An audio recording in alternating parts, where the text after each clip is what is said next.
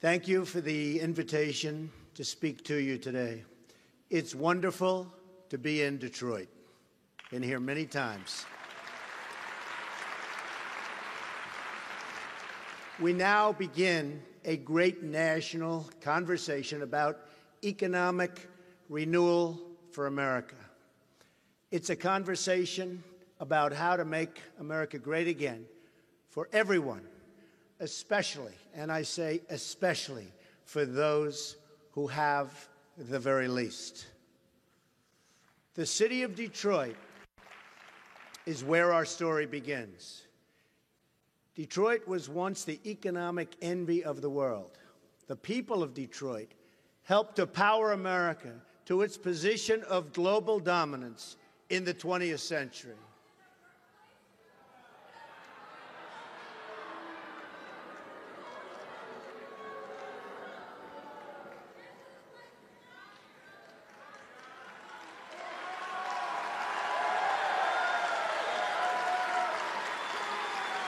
Thank you.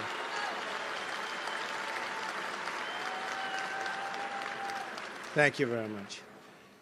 When we were governed by the America First policy, Detroit was absolutely booming. Engineers, builders, laborers, shippers, and countless others went to work each day, provided for their families, and lived out, totally lived out, the American dream. But for many living in this city, that dream has long ago vanished. When we abandoned the policy of America First, we started rebuilding other countries instead of our own. The skyscrapers went up in Beijing and many other cities around the world, while the factories and neighborhoods crumbled right here in Detroit. Our roads and bridges fell into disrepair, yet we found the money to resettle millions of refugees at taxpayer expense. Today, Detroit has per capita income of under $15,000, about half of the national average. 40% of the city's residents live in poverty, over 2.5 times the national average. The unemployment rate is more than twice the national average. Half of all Detroit residents do not work. Detroit tops the list of the most dangerous cities in terms of violent crime.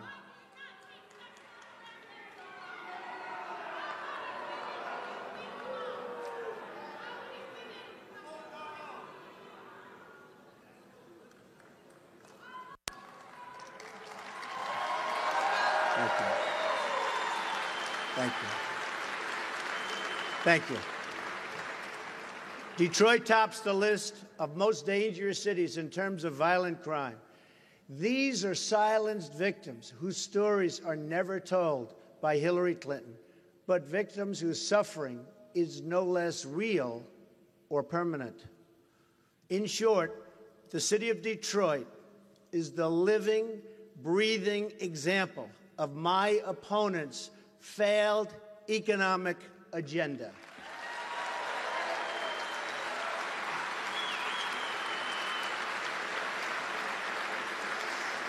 Every policy that has failed this city and so many others is a policy supported by Hillary Clinton. She supports the high taxes and radical regulation that force jobs out of your community, and the crime policies have made you far, far less safe, and the immigration policies that have strained local budgets, and the trade deals like NAFTA, signed by her husband, that have shipped your jobs to Mexico and other countries. And she supports the education policies that deny your students choice, freedom, and opportunity.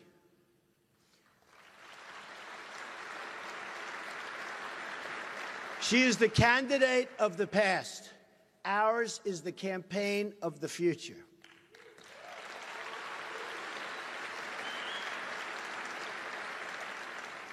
This is a city controlled by Democratic politicians at every level. And unless we change policies, we will not change results 100%.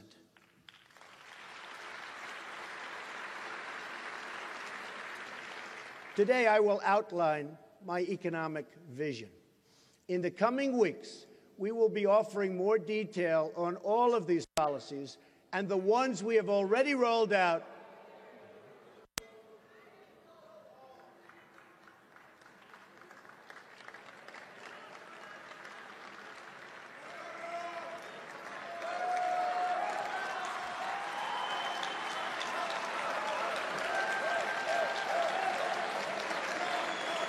Thank you, everybody. This is what happens when you go from 35 people to close to 2,000 people, I guess. In the coming weeks, we will be offering more detail on all of these policies, and the ones we've already rolled out can be viewed on my campaign website. Our opposition, on the other hand, has long ago run out of ideas. All Hillary Clinton has to offer is more of the same: more taxes, more regulations, more bureaucrats, more restrictions on American energy and on American production. More of that. If you were a foreign power looking to weaken America, you couldn't do better than Hillary Clinton's economic agenda.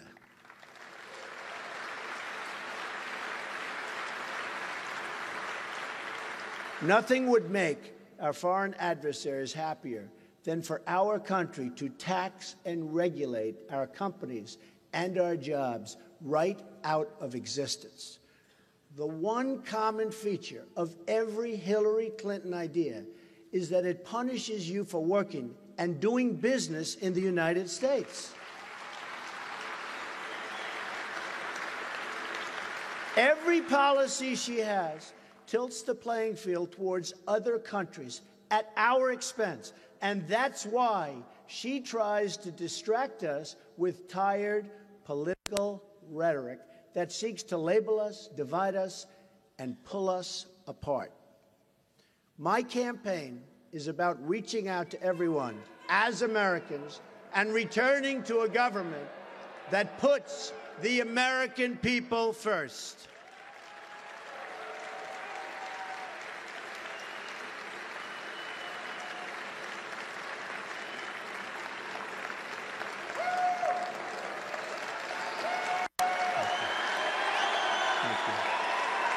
Thank you.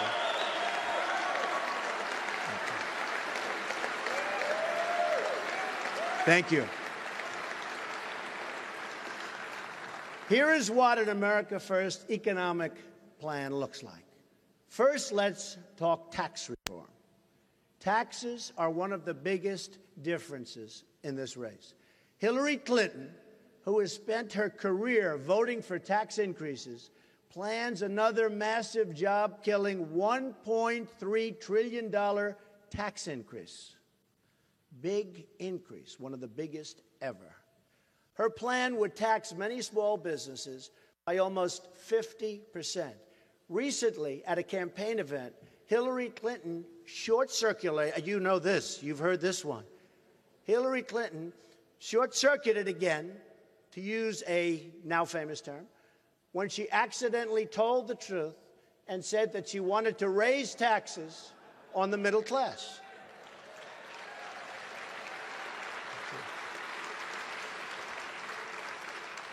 I am proposing an across-the-board income tax reduction, especially for middle-income Americans. This will lead to millions of new and really good-paying jobs. The rich will pay their fair share, but no one will pay so much that it destroys jobs or undermines our ability as a nation to compete.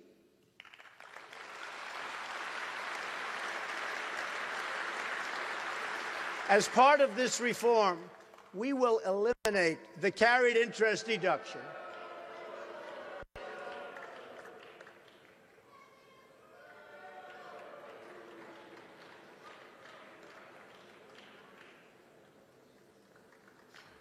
Thank you. As part of this reform, we will eliminate the carried interest deduction, well-known deduction, and other special interest loopholes that have been so good for Wall Street investors and for people like me, but unfair to American workers. Tax simplification will be a major feature of the plan.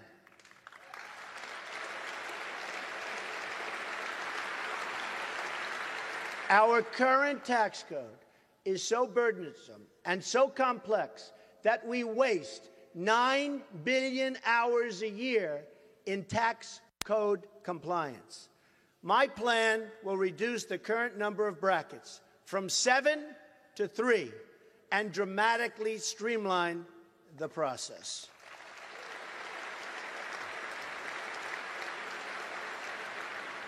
We will work with House Republicans on this plan using the same brackets they have proposed: 12%, 25%, and 33%.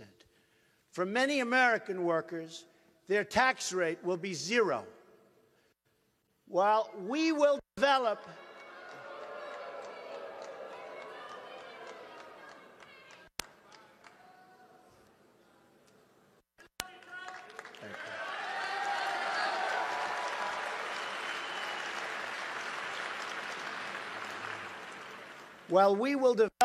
our own set of assumptions and policies, agreeing in some areas but not in all or in others, we will be focused on the same shared goals and guided by the same shared principles: jobs, growth, and opportunity.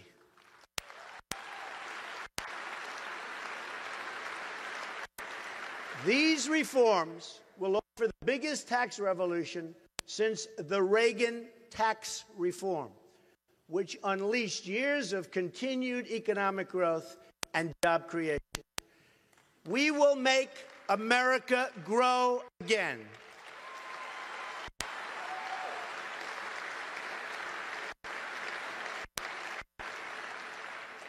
In the days ahead, we will provide more details on this plan and how it will help you, and most importantly, your family. It will present a night and day contrast to the job-killing, tax-raising, poverty-inducing Obama-Clinton agenda.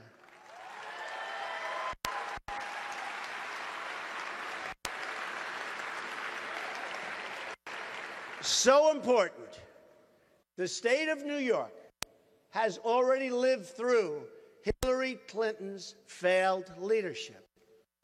The Washington Post just published today a devastating article on Hillary Clinton's broken promises. She pledged 200,000 jobs for upstate New York when she was a senator. But what happened? What happened? The Washington Post writes, and I quote, "Upstate job growth stagnated overall during her tenure, with manufacturing jobs plunging, record-setting levels, plunging nearly 25%. The former First Lady was totally unable to pass big-ticket legislation. Many promised jobs. They were all promised. I remember it so well.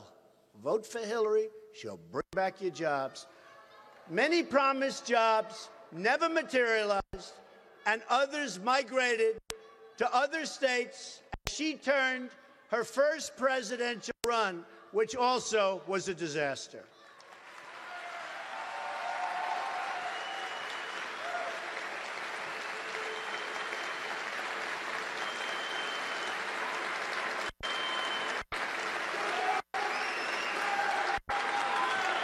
Thank you. Thank you.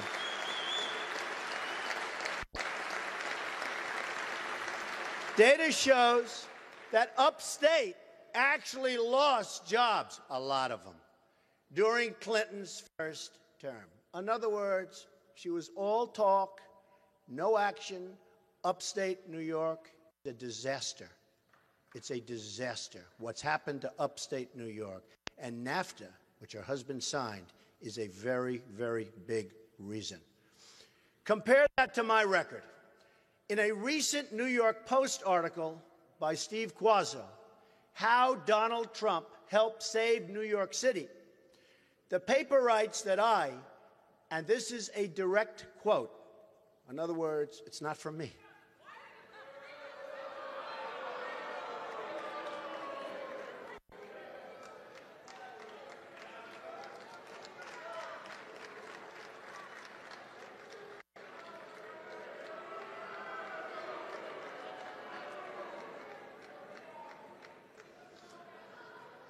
Thank you. Thank you. It's all very well planned out, every couple.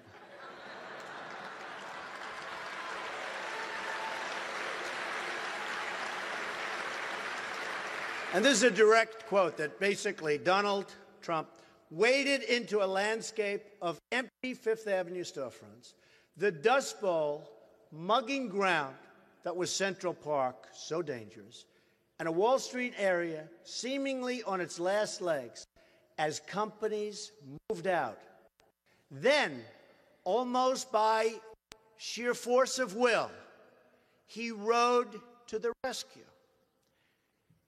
Expressing rare faith in the future, he was instrumental in kickstarting the regeneration of neighborhoods and landmarks almost given up on for dead. True, I have to say. I didn't say it. They say it. It's true. This is what I want to do.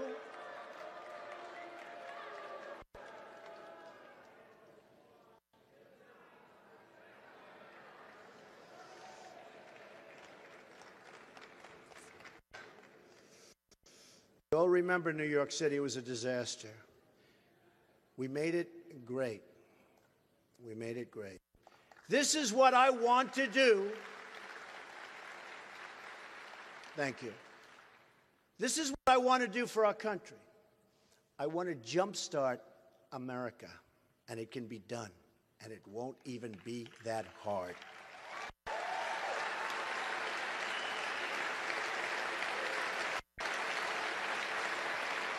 Now let's look at what the Obama-Clinton policies have done nationally. Their policies produced 1.2% growth, the weakest so-called recovery since the Great Depression. It's been written about all over. It's a disaster. And a doubling of the national debt during the Obama years. There are now 94.3 million Americans outside of the labor force. It was 80.5 million when President Obama took office, an increase of 14 million people. The Obama-Clinton agenda, tax, spend, and regulate, has created a silent nation of jobless Americans. Home ownership is at its lowest rate in 51 years.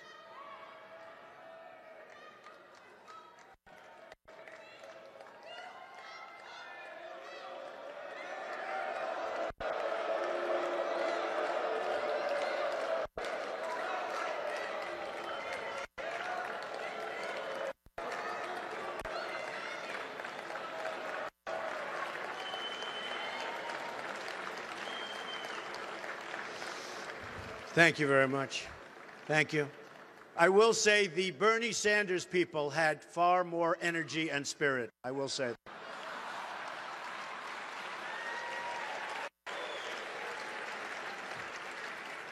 Nearly 12 million people have been added to the food stamp, and these people are growing, and it's growing so rapidly since President Obama took office.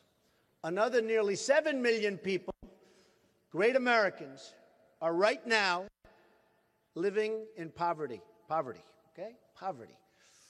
We have the lowest labor force participation rates in 4 decades. 58% of the African American youth are either outside of the labor force or not employed. 1 in 5 American households do not have a single member in the labor force, not a single member of a household. These are real unemployment numbers. The 5% figure is one of the biggest hoaxes in American modern politics.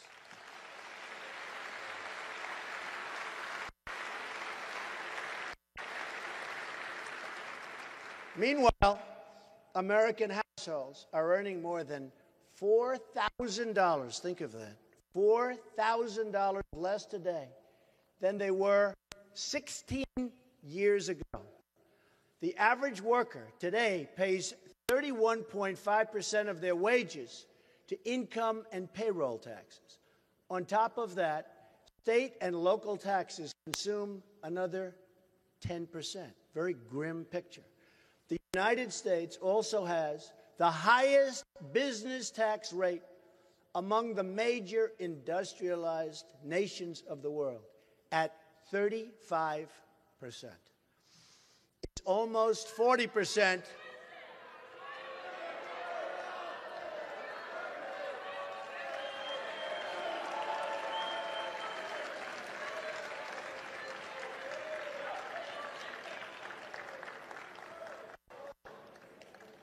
It's almost 40% when you add in taxes at the state level, and in many cases and many states, it's much higher than that. In other words, we punish companies for making products in America, but let them ship products into the United States tax-free if they move overseas. This, ladies and gentlemen, is backwards. This is backwards. All of our policies should be geared toward keeping jobs and wealth inside of the United States.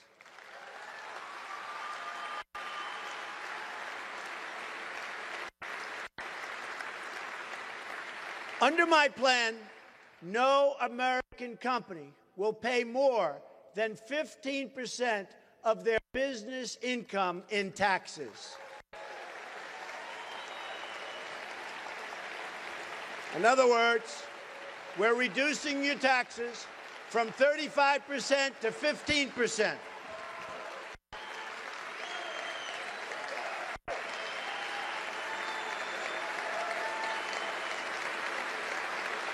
Thank you.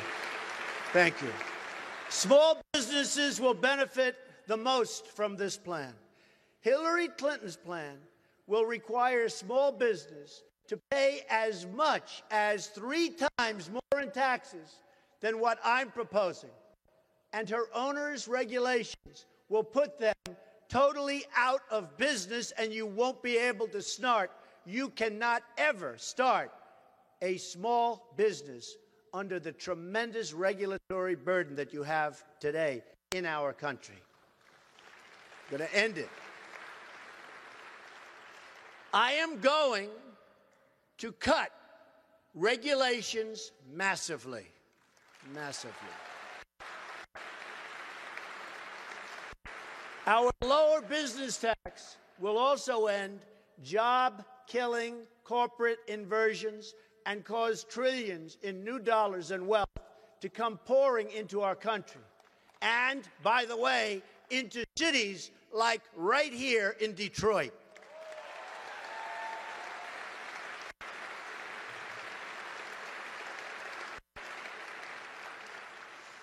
To help unleash this new job creation, we will allow businesses to immediately expense new business investments. No one will gain more from these proposals than low and middle income Americans.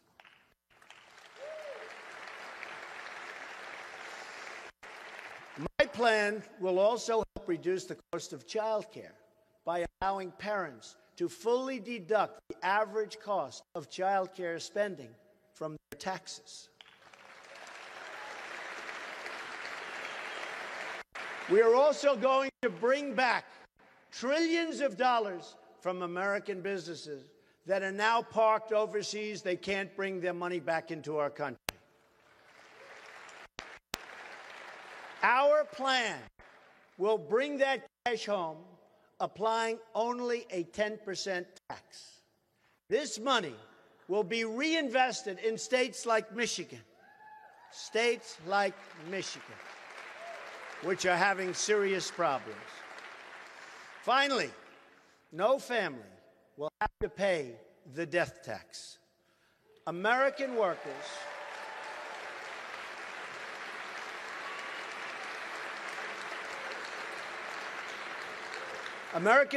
have paid taxes their whole lives, and they should not be taxed again at death. It's just plain wrong, and most people agree with that. We will repeal it. Next comes regulatory reform. As with taxes, I will have one overriding goal when it comes to regulation. I want jobs and I want wealth to stay in America.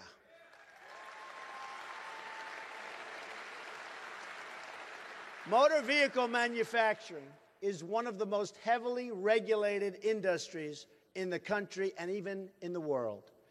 The U.S. economy today is 25% smaller than it would have been without the surge of regulations since 1980. It is estimated that current overregulation is costing our economy as much as $2 trillion a year. That's money taken straight out of cities like Detroit. So many of our cities are suffering so gravely, right out of Detroit and others. The Federal Register is now over 80,000 pages long. As the Wall Street Journal noted, President Obama has issued close to 400 new major regulations since taking office, each with a cost to the American economy of $100 million or more.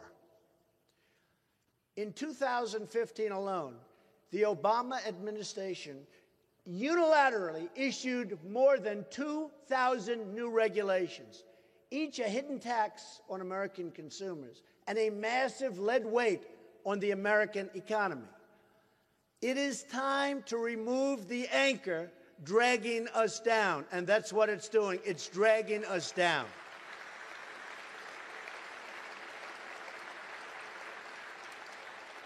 Upon taking office, I will issue a temporary moratorium on new agency regulations. My running mate, Mike Pence, and by the way, a great guy, signed a similar order when it came and became, and when he worked so hard in Indiana as its governor. This will give our American companies the certainty they need to reinvest in our community, get cash off of the sidelines, start hiring new jobs, and expanding their businesses. So important. That's what it's about. I will also immediately cancel all illegal and overreaching executive orders.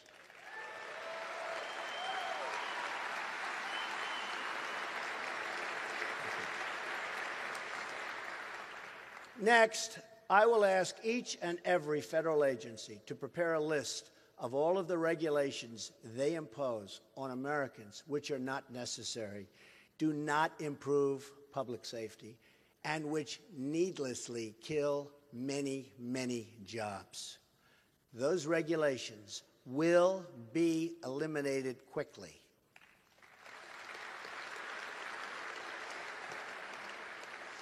We are in a competition with the world, and I want America to win.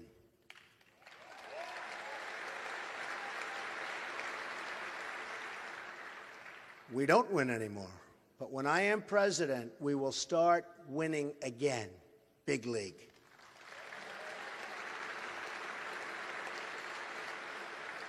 One of the most important reforms of all is trade reform. As Bernie Sanders has said, Hillary Clinton has bad judgment. Said it many times.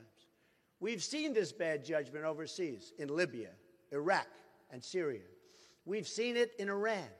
We've seen it from President Obama when he gives $150 billion to Iran, the #1 terrorist state, and even gives them $400 million in money-laundered cash as a ransom payment. But we've also seen the terrible Obama-Clinton judgment right here for everybody to see in Detroit. Hillary Clinton has supported the trade deals stripping this city and this country of its jobs and its wealth. She supported Bill Clinton's NAFTA. She supported China's entrance into the World Trade Organization. She supported job-killing trade deal, and that was a really bad one, with South Korea. And she supports the Trans-Pacific Partnership, not now, but very soon if she wins, and we can't let her win, because that will be a disaster for Detroit and everybody else.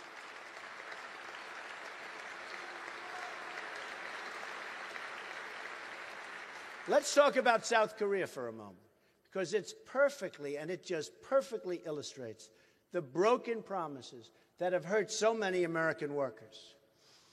President Obama and the usual so-called experts who've been wrong about every trade deal for decades predicted that the trade deal with South Korea would increase our exports to South Korea by more than $10 billion, resulting in some 70,000 jobs. Like Hillary Clinton's broken promises to New York, these pledges all turned out to be false. Instead of creating 70,000 jobs, it has killed nearly 100,000 jobs, according to the Economic Policy Institute. Our exports to South Korea haven't increased at all, but their imports to us have surged more than $15 billion, more than doubling our trade deficit with that country.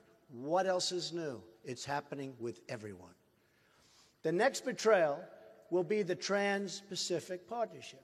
Hillary Clinton's closest friend, Terry McAuliffe, confirmed what I've been saying, and this is from the beginning. If sent to the Oval Office, Hillary Clinton will enact the TPP, as sure as you're sitting there. Her donors will make sure of it. A vote for Hillary Clinton is a vote for TPP, and it's also a vote for NAFTA. Our annual trade deficit in goods with Mexico has risen from close to zero, think of that, close to zero in 1993 to almost $60 billion today. Our total trade deficit in goods hit nearly $800 billion last year. Total trade deficit, almost $800 billion. This is a strike at the heart of Michigan and our nation as a whole. According to the Bureau of Labor Statistics, before NAFTA went into effect, there were 285,000 auto workers in Michigan. Today, that number is only 160,000 auto workers. Detroit is still waiting for Hillary Clinton's apology. She has been a disaster. Obama has been a disaster. I expect Detroit will get that apology right around the same time Hillary Clinton turns over the 33,000 emails she deleted.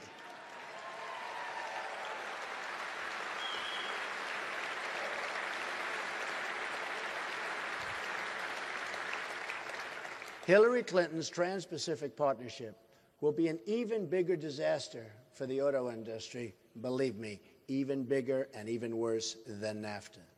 In fact, Ford Motor Company has announced its opposition to the deal. According to the Economic Policy Institute, the U.S. trade deficit with the proposed TPP member, all of the member countries, has cost over 1 million manufacturing jobs in the year 2015, 1 million jobs. By far, the biggest losses occurred in motor vehicles and parts, which lost nearly 740,000 manufacturing jobs. What are we doing? Michigan ranks first for jobs lost as a share of state workforce due to the trade deficit with TPP members. Just imagine how many more automobile jobs will be lost if the TPP is actually approved. It will be catastrophic. That's why I have announced we will withdraw from the deal before that can ever happen.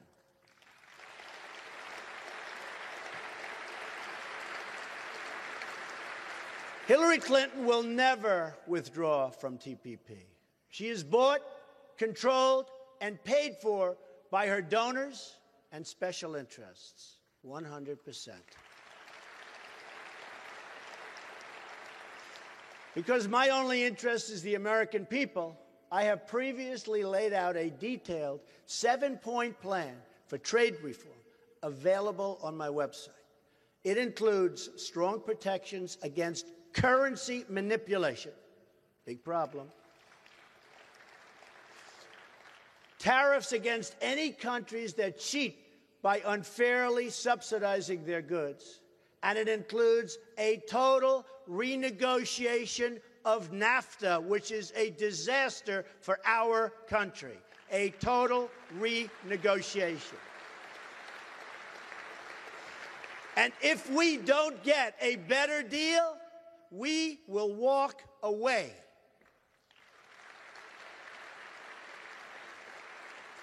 At the center of my plan is trade enforcement with China. This alone could return millions of jobs into our country. China is responsible for nearly half of our entire trade deficit. They break the rules in every way imaginable, including militarily. China engages in illegal export, subsidies, prohibited currency manipulation, and rampant theft of intellectual property. It's rampant. It's out of control. They also have no real environmental or labor protections, further undercutting American workers, totally undercutting our workers. Just enforcing intellectual property rules alone could save millions and millions of American jobs.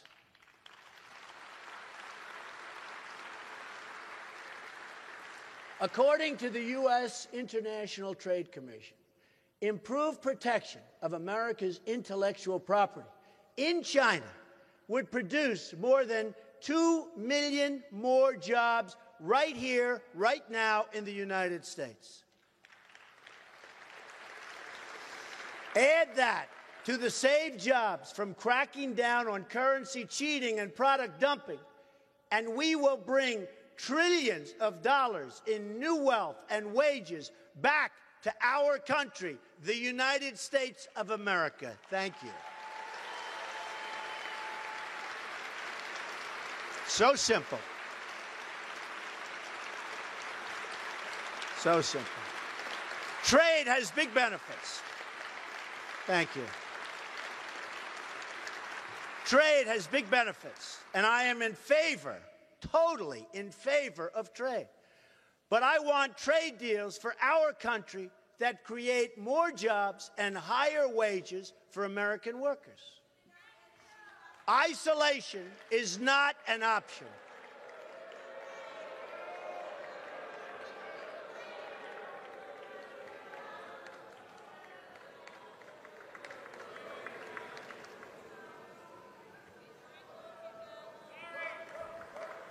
Thank you. Thank you. Isolation is not an option. Only great and well-crafted trade deals where we as a country for once benefit instead of being taken advantage of, we are going to benefit and our workers are going to benefit, or we're not going to make those deals. Also critical to our economic renewal will be energy reform. The Obama-Clinton administration has blocked and destroyed millions of jobs through their anti-energy regulations, while raising the price of electricity for both families and businesses. As a result of recent Obama EPA actions, coal-fired plants across Michigan have either shut down entirely or undergone expensive conversions, making them non-competitive in many cases. The Obama-Clinton war on coal has cost Michigan over 50,000 jobs. Hillary Clinton says her plan will put a lot of coal companies and coal miners out of business.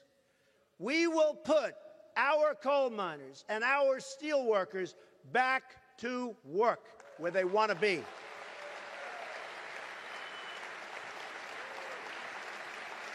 Clinton not only embraces President Obama's job-killing energy restrictions, but wants to expand them, including going after oil and natural gas production that employs some 10 million Americans. According to the Heritage Foundation, by 2030, think of that, 2030, the Obama-Clinton energy restrictions will eliminate another 500,000 manufacturing jobs, reduce economic output by $2.5 trillion, and reduce incomes by $7,000 per person. A Trump administration will end this war on the American worker and unleash an energy revolution that will bring vast new wealth to our country. According to the Institute for Energy Research, lifting the restrictions on all sources of American energy will do the following: increase GDP by more than $100 billion annually, add over 500,000 new jobs annually, and increase annual wages by more than $30 billion over the next 7 years.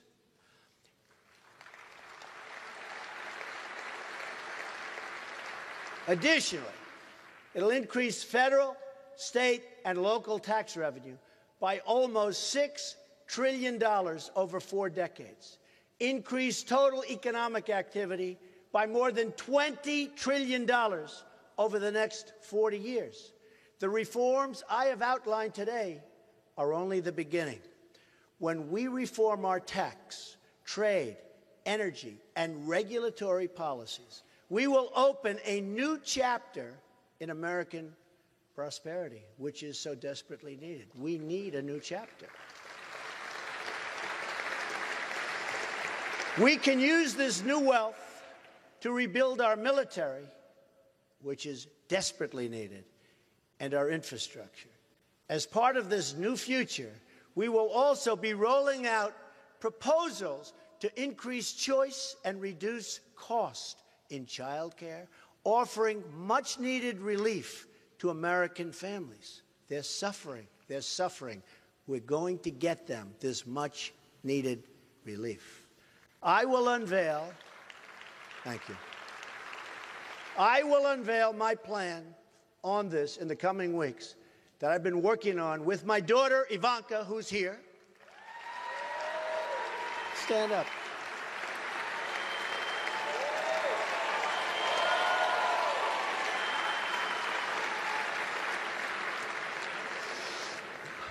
She feels so strongly about this. And an incredible team of experts. Likewise, our education reforms will help parents send their kids to a school of their choice. It will be so good for Detroit. We will also give our police and law enforcement the funds and support they need to restore law and order to this country. Law and order.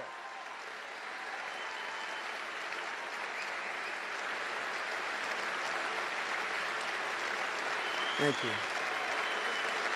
Thank you.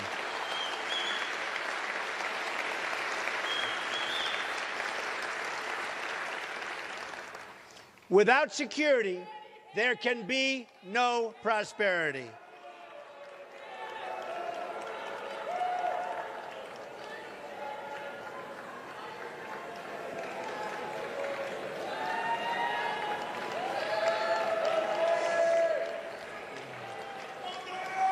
Without security, there can be no prosperity. We must have law and order. We must have law and order.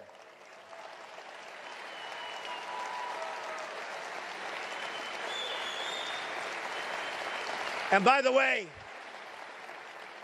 our police in this country are really unrecognized for the incredible job they do. Thank you. In the coming days, we will be rolling out plans on all of these items. One of my first acts as president will be to repeal and replace disastrous Obamacare, saving another 2 million American jobs.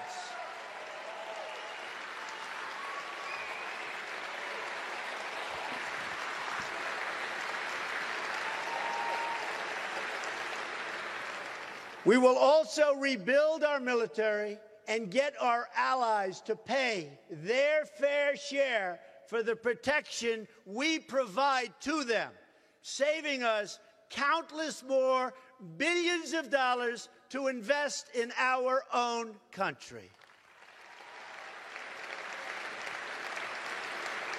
We also have a plan on our website for a complete reform of the Veterans Administration.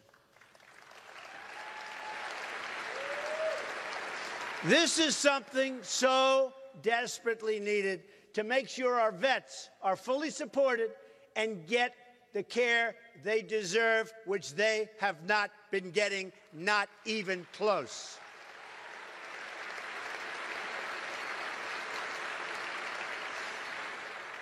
Detroit, the Motor City, will come roaring back, roaring back.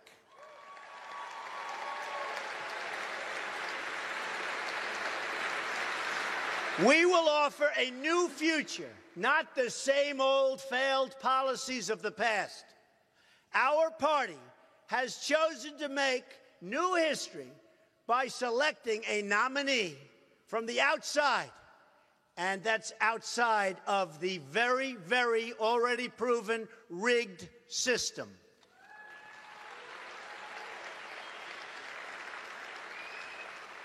The other party has reached backwards into the past to choose a nominee from yesterday who offers only the rhetoric of yesterday and the policies of yesterday. Just take a look at what happened to New York State manufacturing and take a look at her promises before this happened. A disaster. There will be no change under Hillary Clinton.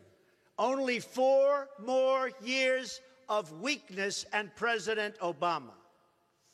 But we are going to look boldly into the future. We will build the next generation of roads, bridges, railways, tunnels, seaports, and airports. That, believe me, folks, is what our country deserves. American cars will travel the roads. American planes will connect our cities, and American ships will patrol the seas. American steel, American steel will send new skyscrapers soaring all over our country. We will put new American metal into the spine of this nation. It will be American hands that rebuild this country, and it will be American energy mined from American sources that powers this country. It will be American workers who are hired to do the job. American workers.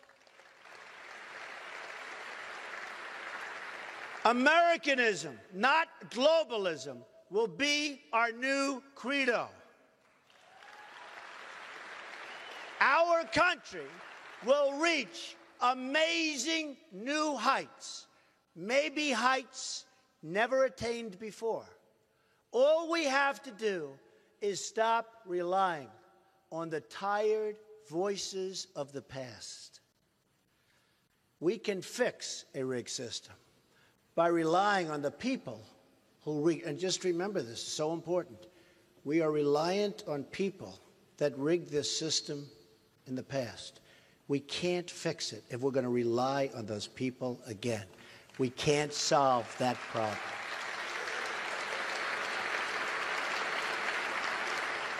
So we can't solve our problems if we're going to just go back and rely on these politicians, because that's what we've been doing. Only by changing to new leadership and new solutions will we get new and great results. We need, thank you, we need to stop believing in politicians and start believing in our great country.